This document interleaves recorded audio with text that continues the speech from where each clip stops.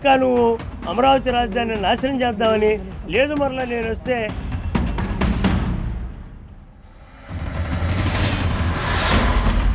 రైతు అనే ముందు అమరావతి ప్రాంతంలో 5 సంవత్సరాల పాటు ఉద్యమం జరిగితే పరదాలు కట్టుకొని వెళ్ళిన నువ్వు ఒక్కరోజు కూడా లేదు ఇక్కడ నిజంగా కట్టడాలు లేవనుకున్నప్పుడు మరి 5 సంవత్సరాలు నువ్వు పరిపాలించావా లేదంటే నువ్వు సోకాల్డ్ రాజధాని అంటాం మానేస్తే బాగుంటుంది. ముందు దానికి మాత్రం ఆంధ్రప్రదేశ్ ప్రజలు చెప్పు తీసుకొని తన్నాలనిపిస్తుంది అట్ట మాట్లాడితే. క్యాపిటల్ అంటే ముఖ్యమంత్రి ఎక్కడ కూర్చుంటే అక్కడ క్యాపిటల్ అంటే. అతనికి రాజకీయం అంటే తెలియదు, అతను నాయకుడిగా ఎదగలేదు, ఒక వ్యాపారస్తుడు అంటానికి కూడా నేను సిగ్గుపడుతున్నా. నీ దగ్గర మొగసిరింటే నీ 11 మంది సభ్యులను తీసుకొని శాసనసభకు వచ్చి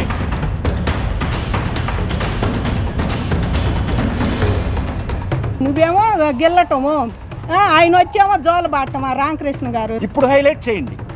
నన్ను ప్రజలు అడుగుతున్నారు, రైతులు అడుగుతున్నారు, జగన్మోహన్ రెడ్డిని ఎందుకు మీరు చెప్పుతో కొట్టరని. గత 2 రోజుల నుంచి ఈ రాష్ట్రంలో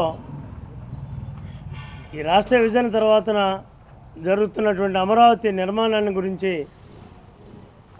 ప్రతిపక్ష నాయకులుగా గతంలో ఉన్నప్పుడు మాట్లాడిన మాటలకి, ముఖ్యమంత్రి గారు అయిన తర్వాత వారు చేసినటువంటి చేష్టలకి మరలా తిరిగి ఓటమి పాలయ్యి ఈ రోజున మరలా అభివృద్ధి చెందుతున్న ఈ రాష్ట్రంలో ఏదైతే రాజధానిని రైతులకు మాట ఇచ్చిన ప్రకారంగా పట్టుదలతో నిర్మాణం చేయాలని ఎన్డీఏ కూటమికి సంబంధించినటువంటి ప్రభుత్వం నారా చంద్రబాబు నాయుడు గారి నాయకత్వంలో ఇవాళ ఉరుకులు పరుగులతోటి నిర్మాణం జరుగుతున్నదో దాని మీద గౌరవ మాజీ ముఖ్యమంత్రి వర్యులు జగన్మోహన్ రెడ్డి గారు మరలా తిరిగి ముఖ్యమంత్రి ఎక్కడ కూర్చుంటే అక్కడే రాజధాని అవుతుంది తప్ప మీ ఇష్టం వచ్చినట్టుగా కట్టుకుంటే రాజధాని అవుతుందని ఒకళ్ళు, ఇన్ని లక్షలు అప్పు చేసేవాళ్ళు మరొకళ్ళు, అక్కడ తాకట్టు పెడుతున్నారు ఇక్కడ తాకట్టు పెడుతున్నారు అనేది మరి ఇంకొకళ్ళు, మీరు ఇంతగా చేస్తున్నారు అంతగా చేస్తున్నారు అనేటువంటి ఇంకొకళ్ళు, ఈ రకమైనటువంటి వాచాలత్వాన్ని బయటపెట్టి ఈ రాష్ట్రంలో ప్రజానీకాన్ని రెచ్చగొట్టి అమరావతిని జరగకుండా చేయాలనేటువంటి ఒక అభిప్రాయాన్ని వెళ్ళగక్కుతున్నట్టుగా మనకు కనపడతా ఉంది. అసలు నేను వీళ్ళందరినీ స్పష్టంగా అడుగుతూ ఉన్నాను.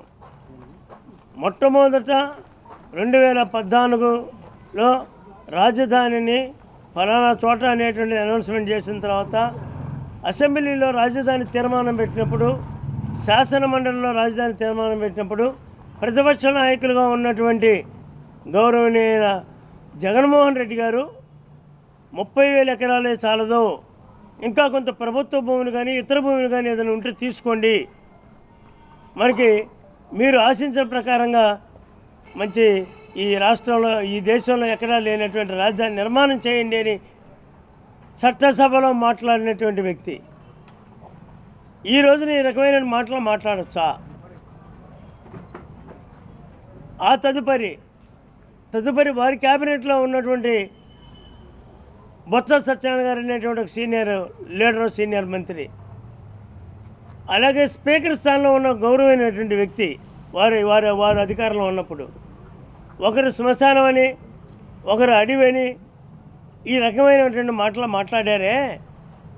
అడివని మాట్లాడినటువంటి వారిని అడవిలో వెళ్ళి నువ్వు 14 సంవత్సరాలు అక్కడ వనవాసం చేయమని చెప్పాల్సిన 140 సంవత్సరాలు బతికితే అక్కడే వనవాసం చేసుకోమని ప్రజలు తీర్పిచ్చారు.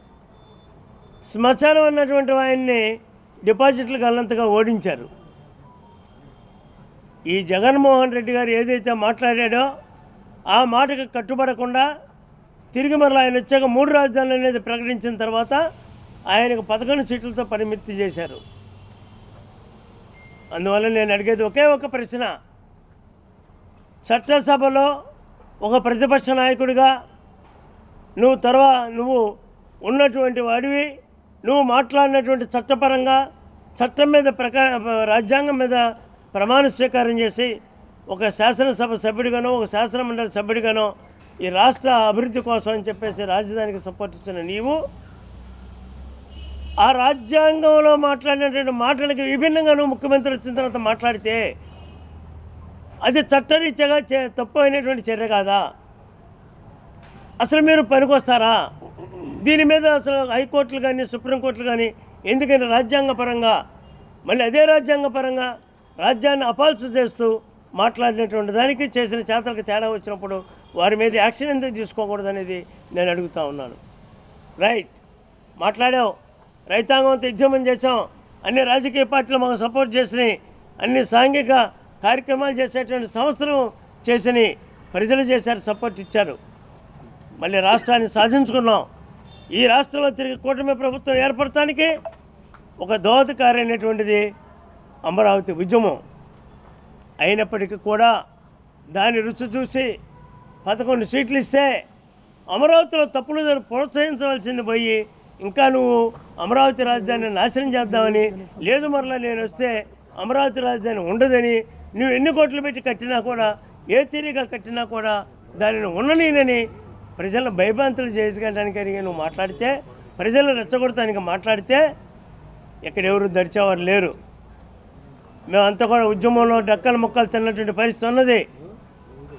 అసలు నీవు ఈ రోజున్నటువంటి కూటమి ప్రభుత్వం ఆంధ్రప్రదేశ్లో నారా చంద్రబాబు నాయుడు గారి నాయకత్వంలో, ఉప ముఖ్యమంత్రి పవన్ కళ్యాణ్ గారి నాయకత్వంలో, విద్యాశాఖ మంత్రి లోకేష్ గారి నాయకత్వంలో జరుగుతున్నటువంటి అభివృద్ధి కార్యక్రమాల్లో లోపాలుంటే, సవరణలుంటే ఈ పరిపాలనలో నీ దగ్గర మొగసిరుంటే నీ 11 మంది సభ్యులను తీసుకొని శాసనసభకు వచ్చి ప్రతిపక్ష నాయకుడు హోదా కావాలా? ప్రతిపక్ష నాయకుడు హోదా లేకపోతే ఒక పార్లమెంట్ సభ్యుడిగా చేసిన వాడివి, ఒక ప్రతిపక్ష నాయకుడిగా చేసిన వాడివి, ఒక రాష్ట్ర ముఖ్యమంత్రిగా చేసినటువంటి వాడివి. నీవు ప్రభుత్వం చేసేటువంటి తప్పులని సరిదిద్దేదానికి ప్రశ్నించితే జనమంతా కూడా, మేము కూడా సంతోషిస్తాం. నీ దగ్గర కూడా సీనియర్ నాయకులు ఉన్నారు. ఆ సీనియర్ నాయకులతో పాటుగా ప్రభుత్వం చేసేటువంటి తప్పుల్ని ఎత్తి చూపాలి, ప్రభుత్వాన్ని సరైన మార్గంలో పెట్టాలి. నువ్వు గెలిచినా, నేను గెలిచినా, ఇంకో పార్టీ గెలిచినా, ఏ కూటమి గెలిచినా కూడా ఆ రాష్ట్రాన్ని అన్ని ప్రాంతాలు సమతుల్యంగా డెవలప్ చేయడం కోసమే ప్రభుత్వాలు పనిచేయాలి తప్ప వ్యక్తిగత పార్టీల ప్రయోజనాల కోసం కాదనేది గమనించుకొని ఇప్పటికైనా సరే రండి. పేపర్లలో కానీ ఇట్లా మీడియా మీటింగుల్లో కాదు, మీకు స్వాగతం చెబుతున్నాం. రేపు రాబోయే శాసనసభ సమావేశాలకి మీ 11 మంది సభ్యులను తీసుకొని రండి. ఇక్కడ జరుగుతున్న లోపాలు ఏమైనా కూర్చి చెప్పండి, రికార్డులు బయటకు తీపించండి, శాసనసభాపక్షంగా తప్పులుండి చూపించండి, సలహాలుంటే ఇవ్వండి. ప్రజలుగా మేము కూడా ఆనందిస్తాం, సపోర్ట్ ఇస్తాం. కానీ ఇటువంటి పరిస్థితుల్లో జనాభాని రెచ్చగొట్టితేనో లేకపోతే తప్పుడు మాటలు మాట్లాడి అమరావతికి భిన్నంగా మాట్లాడితే అమరావతి ప్రజానీకం పిచ్చోళ్ళు కాదు. పిచ్చోళ్ళు అయితే మరి నిన్ను ఓడించరు, ఇక్కడ ఒకసారి గెలిపించారు ఇక్కడ, కానీ నిన్ను ఓడించరు. నిన్ను ఓడించి తీరుతారు తెలవ, నిన్ను గెలిపించరక. కనుక ఈ తఫా కనుక ఇదే పరిస్థితులు ఉత్పన్నమైతే నీ పార్టీ లేకుండా పోవచ్చేమో రాష్ట్రంలో, అది కూడా మనకు కూడా జరగచ్చేమో, ప్రజలంతా బీభత్సంగా వ్యతిరేకించవచ్చేమో. కనుక దయచేసి ఈ యొక్క మీడియా సమక్షంగా మేము కోరేది ఏంటంటే, మీరు శాసనసభకు రండి, ప్రభుత్వ తప్పుల్ని చూపించండి, ఏదైతే చూపించండి, మాకు కూడా తెలియపరచండి, ఎదుర్కోండి, పాలన సక్రమైన మార్గంలో ఉండేట్టుగా నడపండి అనేటువంటిది ఈ యొక్క మీడియా దీని తరఫున నేను ఒక రైతుగా కోరుతున్నటువంటి విషయం. ప్రస్తుతం రాష్ట్రంలో పరిస్థితులు 2 రోజుల నుంచి మీడియాలో జరుగుతుంది, రాష్ట్ర ప్రజలందరూ చూస్తూ ఉన్నారు. ఈ రాష్ట్రంలో రాజధాని గురించి 12 సంవత్సరాల తర్వాత మళ్ళా మాట్లాడుకోవాల్సిన దుర్భర పరిస్థితుల్ని ఒక ముఖ్యమంత్రిగా పనిచేసినటువంటి వ్యక్తి సృష్టించడం రాష్ట్రంలో ఉన్న ప్రజలందరూ కూడా దీన్ని హర్షించట్లేదు. ఈ వ్యాఖ్యల్ని, ఇది అమరావతి 29 గ్రామాలకు సంబంధించింది కాదు, ఈ అమరావతి అనేది రాష్ట్రం మొత్తానికి సంబంధించిన విషయం, ఇంకా చెప్పాలంటే దేశానికి కూడా సంబంధించినటువంటి విషయం. ఇటువంటి అతిపెద్ద విషయాల్లో కూడా ముఖ్యమంత్రులుగా పనిచేసిన వారు ఇష్టారాజ్యంగా మాట్లాడటాన్ని ఈ రాష్ట్ర ప్రజలుగా, అమరావతి ప్రాంత రైతులుగా, జేఏసీ సభ్యులుగా తీవ్రంగా ఖండిస్తూ మేమేం చెప్పదలుచుకున్నామంటే, మీరు చెప్తున్నారు జగన్మోహన్ రెడ్డి గారు ఇన్ని కోట్లు ఖర్చు పెట్టి రివర్బేషన్లో కడుతున్నారు కన్స్ట్రక్షన్స్ అని. 5 సంవత్సరాలు నువ్వు ఇక్కడ ఎక్కడుండి పరిపాలించావు? నువ్వు 5 సంవత్సరాలు అసెంబ్లీ ఎక్కడ నడిపావు? సెక్రటరియట్ ఎక్కడ నడిపావు? మీ ఇల్లు ఎక్కడుంది? మీ పార్టీ ఆఫీస్ ఎక్కడుంది? ఈ అమరావతి ప్రాంతంలోనే ఉంది. దూరంగా ఉన్న ప్రజలకు తెలియదనో లేకపోతే మీడియా అటెన్షన్ ఎప్పుడు తన మీదే ఉండాలని ఎప్పుడు వివాదాస్పదమైనటువంటి ఇబ్బందికరమైనటువంటి మరి ముఖ్యంగా రాష్ట్ర ప్రజల యొక్క భవిష్యత్తు, రాష్ట్ర భావితరాల యొక్క భవిష్యత్తులకి ఇబ్బంది కలిగించే విధంగా మాట్లాడి ఎప్పుడు మీడియా ఫోకస్ అంతా తన మీదే ఉంచుకునేటట్టు చేస్తున్నటువంటి వ్యక్తి జగన్మోహన్ రెడ్డి లాగా మాకు కనిపిస్తూ ఉన్నారు. ఎందుకంటే 2015లోనే ఈయన నేషనల్ గ్రీన్ ట్రిబ్యునల్లో కేసు వేయటం జరిగింది. ఆ రోజు నేషనల్ గ్రీన్ ట్రిబ్యునల్లో కేసు వేస్తే ఇక్కడున్న రైతాంగంగా మేమందరం కూడా నేషనల్ గ్రీన్ ట్రిబ్యునల్కి వెళ్ళి పోరాడి మరి ఈ అమరావతి ప్రాంతానికి అనుకూలమైన తీర్పు వచ్చింది. ఆ రోజే ఇక్కడ ఒక నిజ నిర్ధారణ కమిటీ ఏర్పాటు చేశారు. ఆ నిజ నిర్ధారణ కమిటీ ఇక్కడ వచ్చి పరిశీలించి ఈ ప్రాంతం అమరావతి ప్రాంతం కృష్ణా పరివాహక ప్రాంతం కాదు, కృష్ణా పరివాహక ప్రాంతం ఇది బేసు ఎక్కడ కరకట్ట నుంచి దక్షిణ వైపు ఉన్న భాగం మొత్తం కృష్ణా పరివాహక ప్రాంతం కాదు, కరకట్ట నుంచి లోన వైపు ఉన్నది మాత్రమే కృష్ణా పరివాహక ప్రాంతం అని స్పష్టమైన తీర్పు ఇచ్చింది. ఇంత స్పష్టమైన తీర్పు నేషనల్ గ్రీన్ ట్రిబ్యునల్లో ఉంటే ఇంకా నువ్వు రివర్ బేసిన్లో ఈ నిర్మాణాలు చేస్తున్నారని చెప్పి లేనిపోయిన అపోహలు సృష్టిస్తున్నారు. ఇటువంటి అపోహలు మీ స్థాయి వ్యక్తులు సృష్టించడం కరెక్ట్ కాదని ఈ సందర్భంగా మేము తెలియజేస్తూ, దయచేసి మీరు రాజధాని కూడా ఎక్కడుంటే అక్కడే రాజధాని, అసలు రాజధాని పదం రాజ్యాంగంలో లేదు, ఇవన్నీ రకరకాలుగా చెబుతున్నారు. వీటి గురించి మా ప్రాంత రైతులు కానీ లేకపోతే ఈ రాష్ట్రంలో ఉన్నటువంటి ప్రజలు కానీ నీకు ఎన్ని రకాలుగా చెప్పాలంటే అన్ని రకాలుగా చెప్పగలిగే శక్తి కూడా ఉంది. కానీ దయచేసి అటువంటి పరిస్థితులు తీసుకొచ్చుకోవద్దు. ఇక్కడ ఉన్న ప్రజలందరూ మాకు రాజ్యాంగం గురించి మీరు ముఖ్యమంత్రిగా చేసినా మీకంటే ఎక్కువే తెలుసు, రాజ్యాంగంలో అన్ని విషయాలు తెలుసు, విభజన చట్టంలో ఏముందో తెలుసు. అట్లా ప్రతి విషయం గురించి మా అందరికీ అవగాహన ఉంది. ముందు భవిష్యత్తులో ఈ రాష్ట్ర ప్రయోజనాల గురించి ఇక్కడ ప్రజల ప్రయోజనాల గురించి ఆలోచించి మాట్లాడాలని, బాధ్యతాయుతంగా ఉండాలని ఈ సందర్భంగా జగన్మోహన్ రెడ్డి గారికి మనవి చేస్తూ, అదేవిధంగా ప్రభుత్వం మరి మరలా కొంత భూమి సమీకరించాలని ముందుకెళ్తున్న సమయంలో ఇట్లాంటి వ్యాఖ్యలు చేసి రైతుల్ని మరి లేనిపోయిన అలజడి సృష్టించాలనే ఉద్దేశంతో ఈ వ్యాఖ్యలు చేశారని మేము అనుకుంటున్నాం. ఈ అమరావతిలో ఆల్రెడీ ల్యాండ్ పూలింగ్కి ఇచ్చినటువంటి మేమందరం కూడా కొన్ని అపోలో కొన్ని చిన్న ఇబ్బందులు ఉన్నా కూడా తీసుకోబోయే భూ సమీకరణకి మేమందరం కూడా సహాయ సహకారాలు అందిస్తున్నాం. పూర్తి స్థాయిలో మేము వ్యతిరేకించట్లా, మాకు కొన్ని అనుమానాలు కొన్ని భయాలు ఉన్నాయి అంతేగాని తీసుకునేటటువంటి భూమి మీద మేమేం పూర్తి స్థాయిలో వ్యతిరేకించట్లేదు. భూమి ఇవ్వటం తీసుకోవటం అనేది ప్రభుత్వ నిర్ణయం. అదేవిధంగా భూమి ఇచ్చే వాళ్ళ ఇష్టాయిష్టాలను బట్టి ఆధారపడి ఉంటుందని చెప్పి ఈ సందర్భంగా గుర్తు చేస్తూ, ఏదైనా కూడా ప్రతిపక్షమైన అధికార పక్షమైన నిర్మాణాత్మకమైనటువంటి నిర్ణయాలతో ముందుకెళ్ళినప్పుడు మాత్రమే ఈ రాష్ట్రం బాగుంటుందని, మనమందరం నష్టపోయాం. 50 సంవత్సరాల నుంచి ఆంధ్రప్రదేశ్ వ్యక్తులుగా మనమందరం చాలా నష్టపోయాం. కానీ భవిష్యత్తులో మన భావితరాలన్నా బాగుండాలంటే ప్రతిపక్షం అధికార పక్షం నిర్మాణాత్మకంగా ఉండాలని చెప్పి మనవి చేస్తూ, నాకు ఈ అవకాశం ఇచ్చిన పెద్దలందరికీ కూడా ధన్యవాదాలు, మీడియా సోదరులందరికీ కూడా నా తరపున ధన్యవాదాలు తెలియజేస్తా ఉన్నాను. గత 5 సంవత్సరాలుగా మేము పడినటువంటి బాధలు, మా కష్టాలు, కన్నీళ్ళకి అన్నిటికీ కూడా మీడియా మిత్రులు అండ్ రాష్ట్ర ప్రజలందరూ కూడా మా వెన్నంటి నిలిచి కూటమి ప్రభుత్వం అధికారంలో రావడానికి కీలక పాత్ర పోషించినటువంటి అంశం రాజధాని, అమరావతి రాజధాని ఉద్యమం. గత 5 సంవత్సరాల పాటు విష ప్రచారం, అబద్ధాలతోనే కాలం గడిపారు. కానీ ఎక్కడా కూడా రైతు సమస్యల మీద కానీ అమరావతి నిర్మాణం మీద కానీ ఎక్కడా కూడా దృష్టి పెట్టినటువంటి పరిస్థితి లేదు. ముఖ్యంగా రైతు కంట కన్నీరు, మహిళల కంట కన్నీరు చూశారు.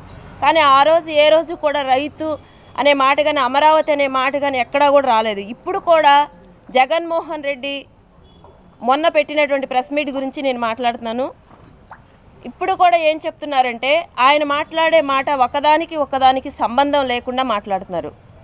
ఒకటేమో నదీ గర్భంలో కట్టడాలు కడుతున్నారంటారు, ఇంకొకటేమో రాజధాని అమరావతి ప్రాంతంలో నీరు, కరెంటు, రోడ్లు ఏమీ లేవని అంటారు.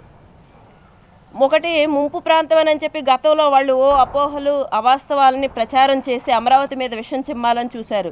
దానికి మేము సమాధానం ఇచ్చాం. నేషనల్ గ్రీన్ ట్రిబ్యునల్లో కేసులు వేశారు వాళ్ళు. అమరావతి గత 100 సంవత్సరాలుగా ముంపుకు గురైన ప్రాంతం కాదని చెప్పి తీర్పునివ్వడం జరిగింది. తర్వాత 18 నెలల పాటు వాళ్ళు పనులాపినా కూడా తర్వాత కన్స్ట్రక్షన్స్ జరిగి ఇప్పుడు పరిపాలనా భవనాలు అన్నీ కూడా 1-2 నెలల కాలంలో కట్టినటువంటివి గతంలో. ఇకపోతే ఇప్పుడు అమరావతి ప్రాంతము నదీ గర్భంలో కడుతున్నారంటున్నారు. నేను ఒక్కటే జగన్మోహన్ రెడ్డిని సూటిగా ప్రశ్నిస్తున్నాను. అమరావతి ప్రాంతం నదీ గర్భంలో ఉంటే మీ ఇల్లు కూడా నదీ గర్భంలోనే ఉన్నదా? తాడేపల్లి కూడా అమరావతి ప్రాంతంలోనిదే కదా, రాజధాని గ్రామాల్లో ఒక మండలం అది కూడాను. అలాంటప్పుడు జగన్మోహన్ రెడ్డి రోడ్ల మీద కాకుండా ఏమైనా పడవల్లో వచ్చారా నదీ గర్భంలో ఉంటే? ఇకపోతే అమరావతి ప్రాంతంలో కరెంటు లేదని అంటారు. కరెంటు లేకుండానే జగన్మోహన్ రెడ్డి 5 సంవత్సరాలు ఇక్కడ పరిపాలించారా? ఆయన ఇంట్లో ఆయన ఉంటున్నారా? ఆయన ఎంపీలు ఇక్కడ ఉన్నారు, పక్కనే ఉద్దండరాయనపాలెం గ్రామం. ఆయన కార్యకర్తలు ఉన్నారు, ఆయన నాయకులు ఉన్నారు ఇదే రాజధాని గ్రామాల్లో. ఇకపోతే రోడ్లు లేవంటారు. రోడ్లు లేకుండా దేంట్లో జగన్మోహన్ రెడ్డి ప్రయాణం చేస్తున్నారు? డైరెక్ట్ హెలిప్యాడ్ ఆయన ఇంట్లో దించుకుంటున్నారా? ఇక్కడున్న ఇప్పుడు కూటమి ప్రభుత్వానికి ఓట్లు వేసిన వాళ్ళలో వైసీపీ కార్యకర్తలు ఉన్నారు, వైసీపీ నాయకులు ఉన్నారు. అందరూ కూడా అమరావతి రాజధానికి, అమరావతి ఉద్యమానికి కట్టుబడి ఉండి అమరావతి అండ్ రాష్ట్ర అభివృద్ధి ధ్యేయంగా పెట్టుకొని కూటమి ప్రభుత్వాన్ని అధికారంలోకి తీసుకొచ్చారు. అమరావతి అభివృద్ధి అని శరవేగంగా జరుగుతున్న ఈ సమయంలో మళ్ళీ అమరావతి మీద విషం చెమ్మటం జగన్మోహన్ రెడ్డి యొక్క రాష్ట్ర విధ్వంసానికి, ఆయన చేసిన గతంలో చేసినటువంటి వాటికి ఇప్పుడు మళ్ళీ చేయబోతున్నాడు అనడానికి ఉదాహరణ. ఇకపోతే అమరావతి ప్రాంతం యొక్క రైతుల గురించి ఆయన ఏదో కపట ప్రేమను నటిస్తున్నారు. రైతు అనే ముందు అమరావతి ప్రాంతంలో 5 సంవత్సరాల పాటు ఉద్యమం జరిగితే పరదాలు కట్టుకొని వెళ్ళిన నువ్వు ఒక్కరోజు కూడా మమ్మల్ని ఎందుకు పరామర్శించలేదు? ఈరోజు ఈ కపట ప్రేమ ఎందుకు? సెకండ్ ఫేజ్ పూలింగ్కి వెళ్తుంటే 50,000 ముందు 50,000 ఎకరాలకు 1,00,000 కోట్లు అంటారు, నెక్స్ట్ 50,000 ఎకరాలకు 1,00,000 కోట్లు అంటారు.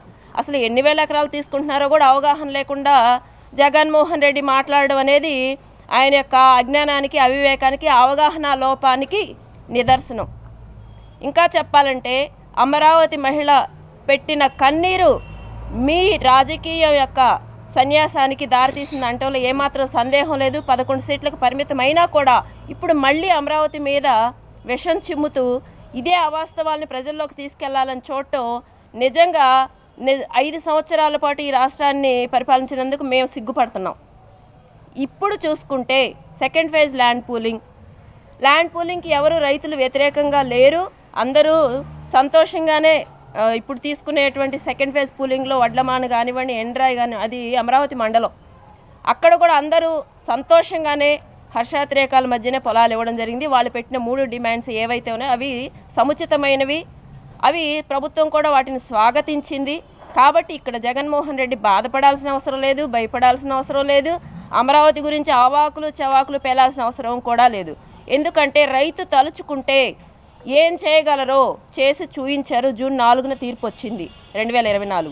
మళ్ళీ అదే రైతుని ఇంకా ఇబ్బంది పెట్టాలి, రాష్ట్రాన్ని విధ్వంసం చేయాలి.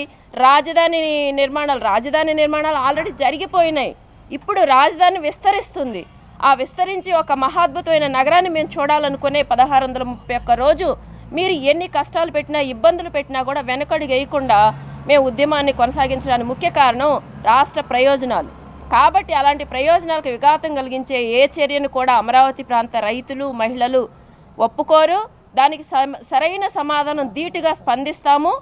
మీకు ఇంకా ఇలాగే ఈ విధంగానే మేము మా పోకడ పోతూ ఉంటాము అంటే మీకు రాజకీయ సమాధి కట్టడానికి కూడా అమరావతి మహిళ వెనుతిరగదని చెప్పి నేను తెలియజేసుకుంటున్నాను. గత 3 రోజుల నుంచి మాజీ ముఖ్యమంత్రి అంటే మనం చెప్పాలంటే జగన్మోహన్ రెడ్డి గారిని పిలుచుకునే కన్నా రపరపా మోసపు రెడ్డి గారని చెప్పుకుంటే బాగుంటుందని నా అభిప్రాయం.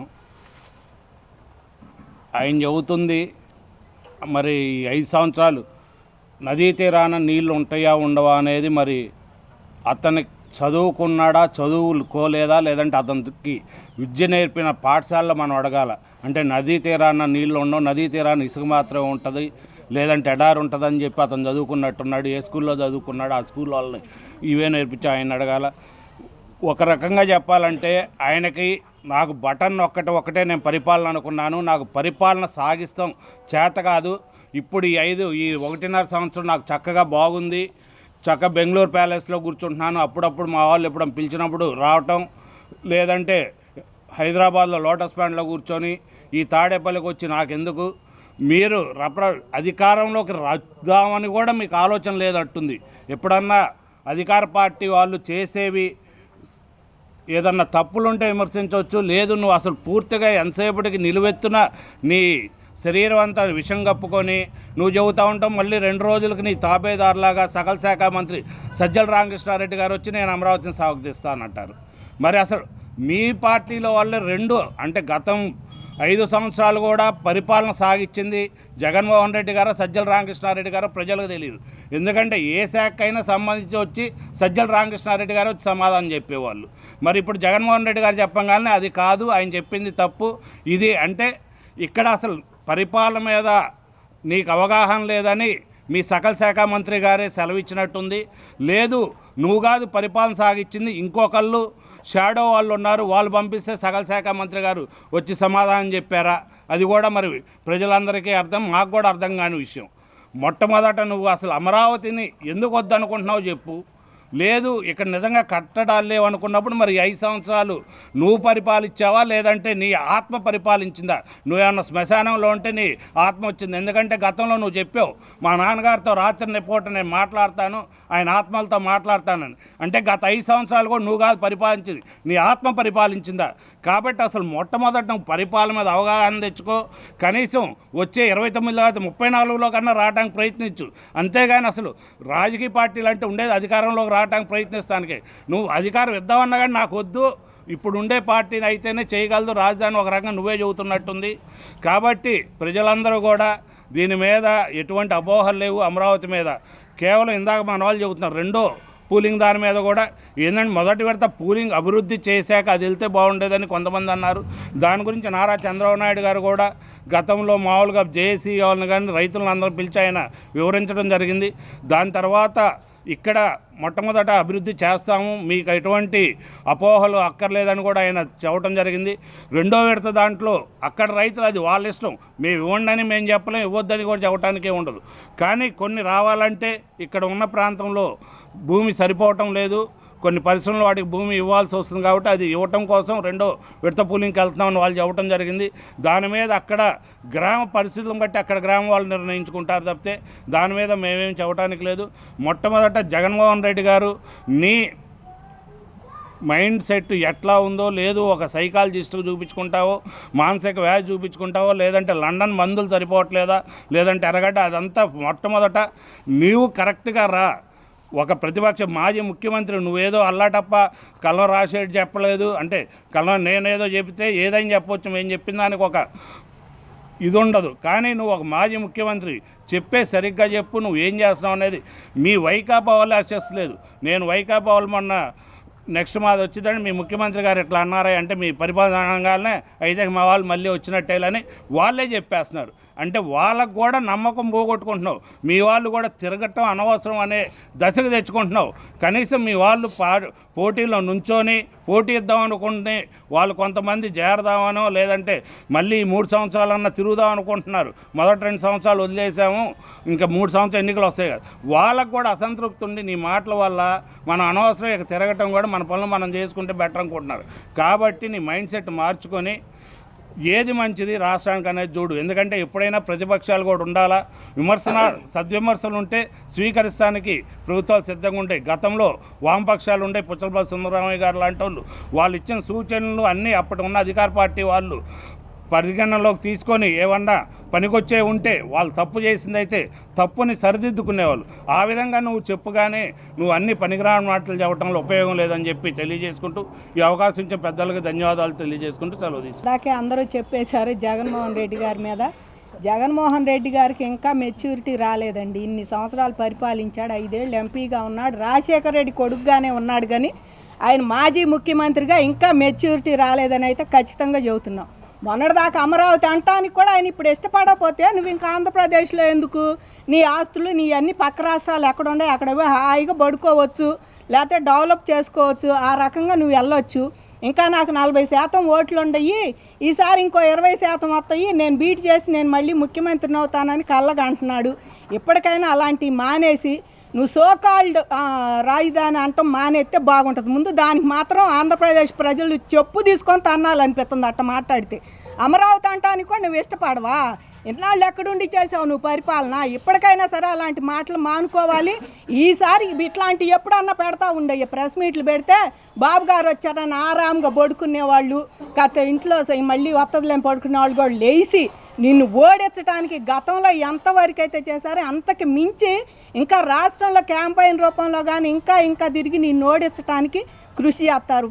ఇప్పుడు పెట్టిన ప్రెస్ మీట్ నువ్వేమో గిల్లటము, ఆయన వచ్చేమో జోలబాటం. రామకృష్ణ గారు, సజ్జల రామకృష్ణారెడ్డి వచ్చి ఇట్లాంటి పనులు మానుకోండి, అసలు రాజధాని లేదని మళ్ళీ ఇంకొకటి వచ్చి నన్ను చెబుతాడు ప్రెస్ మీట్లు, ఇదే ఒకటే రాజధాని అని చెప్పేసి మీ వాళ్ళే చెబుతున్నారు. ఇట్లా తలా ఒక మాట చెప్పి తలా ఒక రకంగా ముందుకొచ్చి ప్రజలను అయోమయానికైతే గురి చేయొద్దు. అసలు ఎవరు నమ్మటల్లా నిన్ను. పులి మేక కథ ఒకటి ఉంది, దాంట్లో పులి వస్తుంది అంటే పాప వాళ్ళ నాన్న 2 సార్లు వస్తాడు, 3వసారి మేకను ఎత్తుపోద్ది పులి. ఆయనకు నచ్చింది ఏంటంటే అందులో ఆ మేకను ఎత్తుపాటం కాదు, ఈ 2 సార్లు వచ్చి పూలు అవుతాడే వాళ్ళ నాన్న, అది బాగా నచ్చింది జగన్మోహన్ రెడ్డికి. అందుకని చెప్పి అట్లాంటి కథలు అప్పుడప్పుడు చూద్దా ఉన్నాం. ఆంధ్రప్రదేశ్ జనం ఇంకా పిచ్చిగోరిళ్ళల్లో ఉండారు. నిన్ను చూసి ఒక్కసారి అని చెప్పి మీ నాన్న చూసి ఏదో వేశారుగా నోట్లు. ఈసారి అసలు నువ్వు అంటేనే భయం పుట్టి చచ్చిపోతుంది ఆంధ్రప్రదేశ్ మొత్తం. అమ్మో అని నదీ గర్భాన్ని ఉంది, నదీ గర్భానన్నా ఉండాం మేము, అది గర్భంలో ఉందో లంకో నీకు అది కూడా అర్థం కాదు, ఒడ్డున ఉండామో అర్థం కాదు. ఏకంగా నువ్వు సముద్ర గర్భానికి తీసుకెళ్తున్నావుగా. నీ భాషలో ఇది నదీ గర్భాన్ని ఉంటే మమ్మల్ని సముద్ర గర్భాన్ని తీసుకెళ్ళి ముంచాలని చూసావు, ఒడ్డు కూడా లేదని. ఇప్పటికైనా ఇలాంటి ప్రెస్ మీట్లు మానుకుంటే అసలు నీ ప్రెస్ మీటే ఒక కామెడీ పీస్గా ఉంది గతంలో. ఇది కొత్తగా ఇవాళ నువ్వు ఇన్ని సంవత్సరం తర్వాత మాట్లాడుతున్నావు ఇలాంటి మాటలు మళ్ళీ తీసుకొచ్చి. మొన్నటిదా బాబు గారిని తిడతంతోనే సరిపోయింది ఏ ప్రెస్ మీట్ పెట్టినా. ఇప్పుడు మాత్రం మళ్ళీ అమరావతి పేరెత్తి ఇప్పుడు గజెట్ ఒకటి బయటికి తీసుకురావాలని రేపు సెషన్స్లో పెట్టాలని అంటున్నారు కూటమి ప్రభుత్వం వాళ్ళు. 10 ఏళ్ళు అయిపోయింది కనుక ఉమ్మడి రాజధాని మళ్ళీ గజెట్ తీసుకురావాలి, మన రాజధాని మనకు ఉండాలి ఆంధ్రప్రదేశ్. కానీ ఆ వార్తని నువ్వు దీన్నంతా బ్లేమ్ చేయటానికి ఇది రాజధాని కాదు, మళ్ళీ నువ్వు వచ్చినా కూడా తీసేయటానికి ఏమీ లేదు. నువ్వు ఇక్కడ వచ్చి ఏం చేసి 5 ఏళ్ళలో తీసేయగలిగావా? కాకపోతే ఉమ్మడి రాజధానిగా ఉంది కనుక గల్లా జయదేవ్ గారు అప్పట్లోనే పెట్టించారు, అదేం కదిలించలేకపోయావు. కాకపోతే రైతులను కష్టపడ్డాం, ఇంకా ఎంత మించి కష్టపడి అసలు నీకు ఈ సింగిల్ డిజిట్కి రావాలని ఆ తీరులో ఆంధ్రప్రదేశ్ అంతా ఏకం అవ్వాలని చెప్పి మేము మనస్ఫూర్తిగా కోరుకుంటున్నామండి. అమరావతి రైతుగా కదా, ఆంధ్రప్రదేశ్ పౌరురాలుగా కోరుకుంటున్నాను. మెయిన్ పాయింట్స్ జగన్మోహన్ రెడ్డి ప్రెస్లో చెప్పిన పాయింట్స్ వరకు నేను రియాక్ట్ అవుతాను. అన్ని విషయాలు అందరూ చెప్పారు, మీకు కూడా తెలుసు. గత 7 సంవత్సరాలుగా మీరు తలమునకలై ఉన్నారు. ఈ రాజధాని అభివృద్ధిలో మీరు పెద్ద పాత్ర పోషించారు. మీరు లేకపోతే ఈ రాజధాని నిలబడేది కాదు. ప్రెస్ అంటూ లేకపోతే, మీడియా అంటూ లేకపోతే ఈ రాజధాని ఈ రాక్షసుడి యొక్క కబంధ హస్తాలకి ఎప్పుడో 1924 మధ్యలోనే కబళించేసేవాడు. మీరు అడ్డుకున్నారు కాబట్టే, రైతులకు వెనుదనుగా ఉన్నారు కాబట్టే ఈ విధంగా నిలబడగలిగింది. అందుకు మీకు ఎప్పుడూ కూడా కృతజ్ఞతగా మీడియా పరంగా మీకు కృతజ్ఞత చెప్పాలి. జగన్మోహన్ రెడ్డి ఒక పాయింట్ అన్నాడు, క్యాపిటల్ అంటే ముఖ్యమంత్రి ఎక్కడ కూర్చుంటే అక్కడ క్యాపిటల్ అంటాడు. అంటే అతను మూర్ఖుడా, అవివేకుడా, లేక చిన్నపిల్లవాడా? అసలు రాజకీయాల్లో ఎలా వచ్చాడు? అతనికి రాజకీయం అంటే తెలియదు, అతను నాయకుడిగా ఎదగలేదు, ఒక వ్యాపారస్తుడు అంటానికి కూడా నేను సిగ్గుపడుతున్నా. వ్యాపారస్తుడికి కూడా ఒక ఎథిక్స్ ఉంటాయి, అతనికి కూడా ఒక నీతి నియమాలు ఉంటాయి, రెస్పాన్సిబిలిటీ ఉంటుంది, సోషల్ కాన్సెప్ట్ ఏంటో తెలుసు.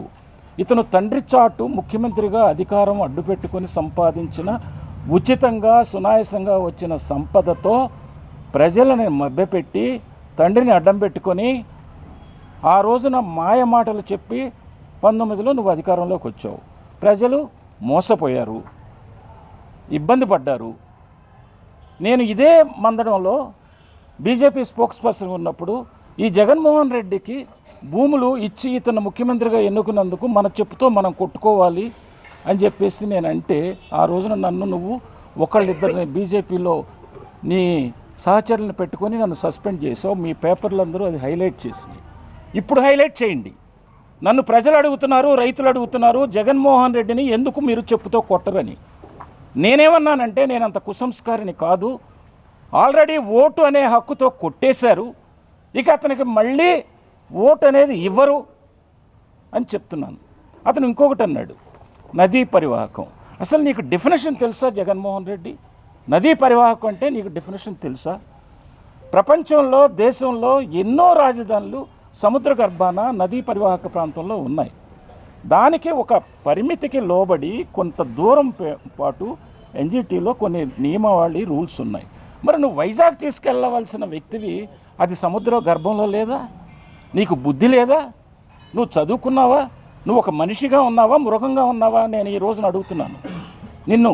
అసలు ఇంకొకటి కూడా, చంద్రబాబు గారి మీద కూడా నాకు ఒక కోపం ఉంది. ఎందుకంటే ఆ రోజున ఆయన్ని ప్రతిపక్ష నాయకుడిగా ఆయన బస్సు యాత్ర మొదలెడతానంటే, అమరావతికి వ్యతిరేకంగా ముఖ్యమంత్రి మాట్లాడినప్పుడు ప్రజల వద్దకు వెళ్తానంటే ఆయన నువ్వు బయట కాలు పెట్టనేలా. వేదిక దాంట్లో మీటింగ్, రెండో మీటింగ్ జరిగితే మేమందరం రక్షణ కవచంలాగా ఉన్నాం. ఇవాళ జగన్మోహన్ రెడ్డి మాట్లాడినందుకు తక్షణమే ఈ ముఖ్యమంత్రి అతన్ని ముందు లోనయ్యాలి.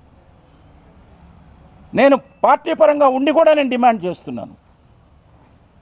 ఇది తీవ్రమైన, అసలు గ్రహించవలసిన, అసలు మొత్తం అసలు ఈ రాష్ట్రంలో జగన్మోహన్ రెడ్డిని కాలు పెట్టనీయకూడదు. ప్రతిపక్ష నాయకుడిగా నువ్వు బెంగళూరులో ఉంటే, హైదరాబాద్లో ఉంటే అక్కడ కూడా అసెంబ్లీని తీసుకెళ్తావా? నీకు బుద్ధి జ్ఞానం ఉంటే నువ్వు అసెంబ్లీలో రా. నువ్వు ఒకటి అడుగు. కేంద్ర ప్రభుత్వం కూడా ఇప్పుడు 15,000 కోట్లు సహకరించి గ్రాంట్గా ఇచ్చిందే. నువ్వు గ్రాంట్గా ఇచ్చిన దాన్ని కూడా నువ్వు కేంద్రాన్ని ప్రశ్నిస్తున్నావే. నువ్వు అమరావతి రాజధాని మీద విషం చల్లాలంటే నీకు రాజ్యాంగం పట్టదు, కేంద్రం పట్టదు, రాష్ట్ర ప్రజలు ఇచ్చిన తీర్పు పట్టదు. నీకు బుద్ధి జ్ఞానం ఉంటే నువ్వు ఒక పని చేయొచ్చు. నువ్వు తెలియగలవాడు అయితే, ఏమాత్రమైన ఇంగిత జ్ఞానం ఉంటే నేను ఒక సూచన చేస్తున్నాను నీకు. విధానసభకు రా, మండలిలో కూర్చో. నీ అపోజిషన్ లీడర్ అక్కడ బొత్స ఉన్నాడు, నువ్వు ఇక్కడ విధానసభలో కూర్చొని ఇప్పుడు కొత్త గెజెట్ నోటిఫికేషన్ ఇచ్చిన ప్రభుత్వాన్ని ఎందుకు ప్రొక్యూర్ చేస్తున్నారు అని ఒక వైట్ పేపర్ రిలీజ్ చేయమని, ఎలా ఖర్చు పెడతారు, దీనికి నిధులు ఎలా వస్తాయి, రాష్ట్ర ప్రజల మీద, ఖజానా మీద భారం పడుతుందా, లేకపోతే దానికి కూడా కేంద్ర ప్రభుత్వం గ్రాంట్ ఇస్తుందా, పాత రాజధానిలో ఇచ్చిన భూముల్ని మీరు మిగిలిన భూముల్ని అమ్మి దానికి పెట్టుబడి పెడతారా, లేదా ఇంకేదైనా ఇతరితర ఆ భూములను అమ్మి మీరు పెడతారా? ఇటువంటి అంశాల మీద, సున్నితమైన అంశాల మీద ఒక రాజకీయ నాయకుడిగా నువ్వు అడగవలసిన బాధ్యత నీకు ఉందా లేదా? అది వదిలేసి నువ్వు గాలికి మాట్లాడుతున్నావు. ఇక రైతులు ఈసారి మొన్న చాలా గాంధేయ పద్ధతిలో మాట్లాడారు. గాంధేయ పద్ధతిలో మేమందరం ఇచ్చేసాం. నువ్వు గుడికి వెళ్ళనైపోయినా, బడికి వెళ్ళనైపోయినా, నువ్వు తెరలు కట్టుకొని నువ్వు సెక్రటేరియట్కి 1-2 సార్లు వచ్చినా, నీ ఇంట్లో కూర్చొని పరిపాలన చేసినా మాట్లాడుతున్నారు. IAS, IPS వాళ్ళు కూడా వాళ్ళు గుర్తుంచుకోవాలి. నేను ఎక్కడ కూర్చుంటే, అంటే అతను ముఖ్యమంత్రి అయినట్టు అతను ఎక్కడ కూర్చుంటే అక్కడే పరిపాలన సాగించాలని డిమాండ్ చేస్తున్నాడు. మీ IAS, IPS పట్టాలన్నీ తీసేయండి. అటువంటి పరిస్థితి అంటూ వస్తే మీరు ఈ రాష్ట్రం వదిలి వెళ్ళిపోండి. చంద్రబాబు నాయుడు గారికి ఓపిక ఎక్కువ, సహనం ఎక్కువ. ఆయన ఎందుకు డిస్టర్బ్ చేయటం, రాష్ట్రంలో అల్లకల్లోలం సృష్టించటం, ఇతను రౌడీయిజానికి పాల్పడతాడు. ఆ గొడవలన్నీ తీసుకొచ్చి పెట్టుబడిదారులను ఎందుకు మోసం చేయటం, రైతులను ఎందుకు ఇబ్బంది పెడతామని సహిస్తున్నాడు తప్ప చేతకాక కాదు. తలుచుకుంటే ఒక్క నిమిషంలో నిన్ను అరణ్యరోధంలో పెడతాడు చంద్రబాబు నాయుడు గారు. అటువంటి సమర్థుడు. కాబట్టి నువ్వు ఒళ్ళు దగ్గర పెట్టుకో జగన్మోహన్ రెడ్డి, చెప్తున్నాను, ఒళ్ళు దగ్గర పెట్టుకో. ఈసారి నీకు అసలు ఎటువంటి శిక్ష వేస్తామో రైతులందరం కలిసి ఇక నువ్వు ఊహించలేవు, నువ్వు తల దింపుకోలేవు. అసలు ఈ ప్రాంతంలో నువ్వు అడుగు పెట్టలేవు. అవసరమైతే మేము ప్రభుత్వాన్ని కూడా డిమాండ్ చేస్తున్నాం, ఇటువంటి రాక్షసుణ్ణి అసలు ఈ రాష్ట్రంలో అడుగు పెట్టనియొద్దు. సంఘ బహిష్కరణ చేయండి, రాష్ట్ర బహిష్కరణ చేయండి. నమస్కారం.